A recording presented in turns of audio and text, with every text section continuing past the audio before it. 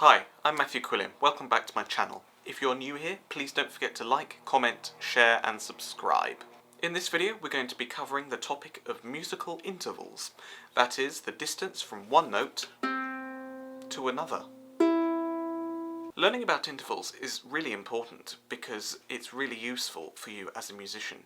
When you're playing a piece of music and you're trying to work out a melody, you may have all the notes on a piece of music, either in notation or tablature form, and you may approach it with the idea of knowing each note off by heart and going, okay, there's a C, there's my C, and the next note is an E. Oh, I can play that E, and then it's an F.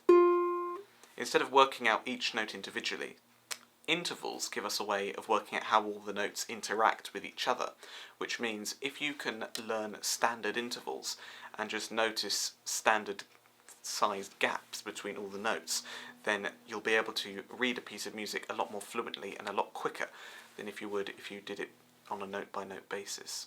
Additionally, if you're trying to work out a piece of music by ear and you've managed to work out one of the notes, well, instead of trying to play through the whole thing working out each note, you can simply use your ear training and work out intervals by ear, and then you'll be able to work out the melody because you'll know what the intervals are. Learning intervals on the ukulele is simply a case of learning shapes. We learn standard shapes that can be modulated and transposed through all the different keys. So let's dive into that right now. First, let's cover the open intervals, that is, the intervals between all the open strings.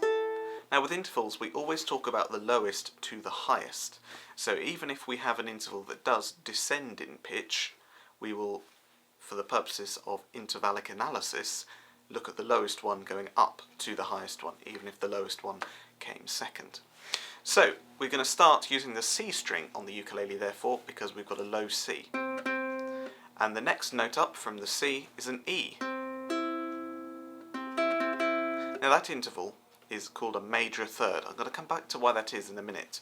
But that means that we can play a major third very nicely, C to E.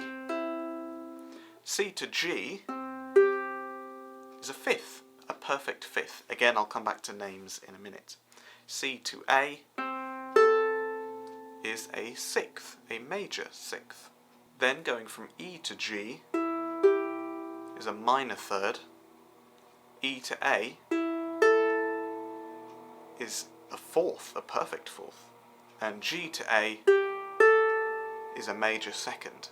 So as you can see, as we change the combination of strings and which ones we play with each other, the interval changes.